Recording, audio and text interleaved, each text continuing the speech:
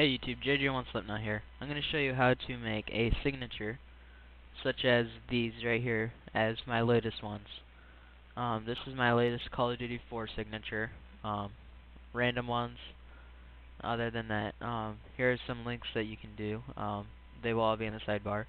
My YouTube account, as you guys already know. The new site that I have up, and my Twitter. That way you guys can follow me on the latest updates on what I have.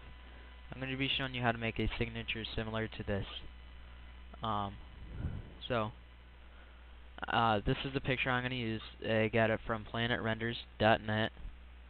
Link will be also in the sidebar. You need to sign up for it. It is free. This is going to be a multi-part tutorial, so make sure that you know that. Alright, so once you've signed up, click on your image that you want. Alright, let it load. That's the one I'm going to be using. So, right click, save picture, and go to wherever you're going to save it. I save it in Renders and C4Ds. So, let me just type in like 1, I guess.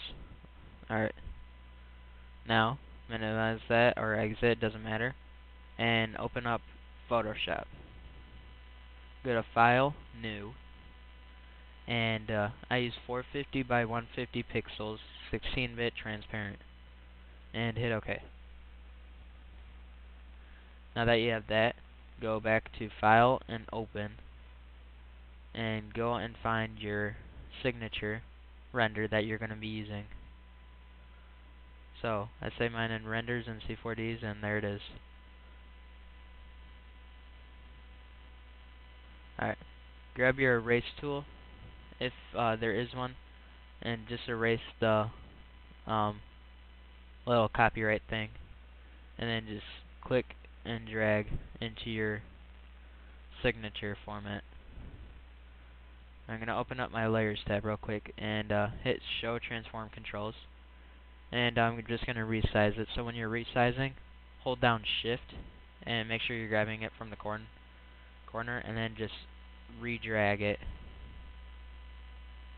to where you want, and until you get a good enough size that you want. I'm gonna just try and get that body formation with him holding the gun. So probably right there should be good.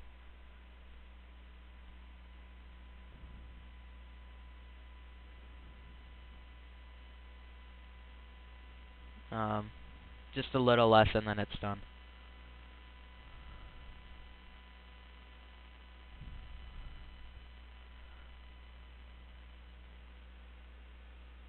Alright, that's good. I'm gonna put him sorta right there. Alright, hit OK.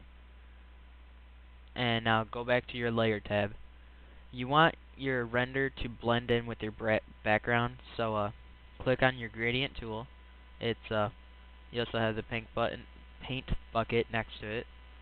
Click on your colors and try and get key parts of him, so it looks like he's mostly this greenish color, and that. So now that I have that done, my focal point is going to be around his neck area, so I'm just going to click and drag, and there's my background. I'm going to actually reverse that, so actually it was already in reverse. Alright, so now that I have that, I just want to try and get it more darker. So mess around with it until you get what you want.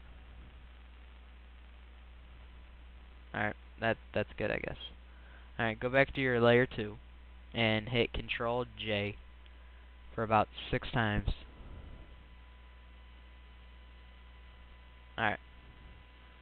Hide all your layers except for the one that you're going to be smudging. Alright, so I'm going to be smudging Layer 2. Grab your smudge tool, it's under the blur. And the chalk one is what I use the most. It starts out 36, I usually use 69. And put your strength around like 60. That's just what I use.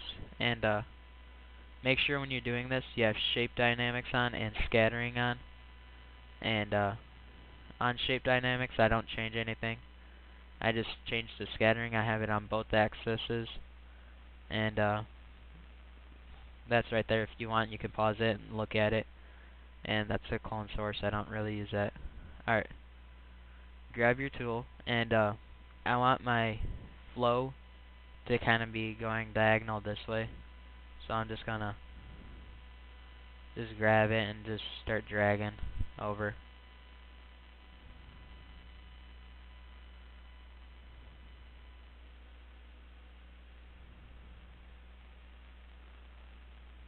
And this is going to be your first layer, and I use screen. So once you have all that covered that you want, just hit screen, and that should come up. That's your main light point. Alright, pop in layer 2, and click on it. I usually do a color dodge, just giving it more color to it, so that way the ending picture doesn't look so dark. And then just kind of dab it where you want. Alright, in layer 3, I use a linear burn. So, grab that. You're just trying to get all the colors that you can in here, in your smudging. And I'm gonna actually kind of go up that way. And your fourth one, just do a any one that you want. I'm gonna use the regular color, so luminosity.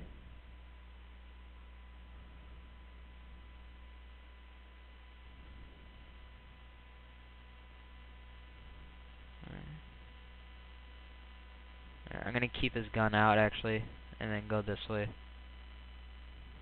Alright, and your fifth one, don't add anything to it, just lower your opacity down to around like 70. And then just smudge the parts that you want.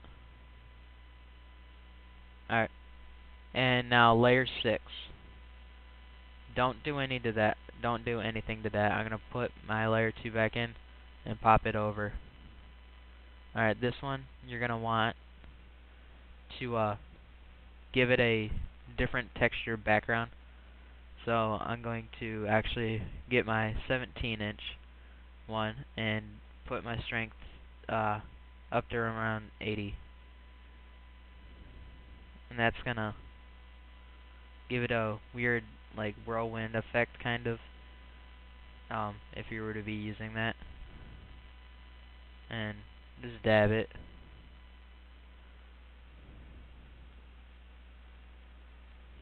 Alright, now that I had that, layer 2, your actual render, duplicate it once more.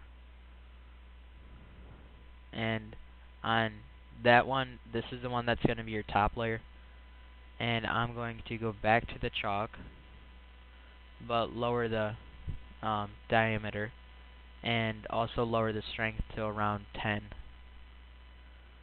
And this one, this is going to be your top layer. And I'm going to just keep moving it off to the side so it looks like it's in the ends of them is going to be a blur. I actually have to raise the diameter back up to give it a better texture.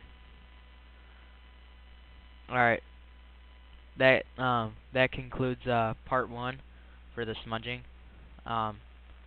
Please watch part 2 if you want to find out the ending results of this signature and how to finish it up.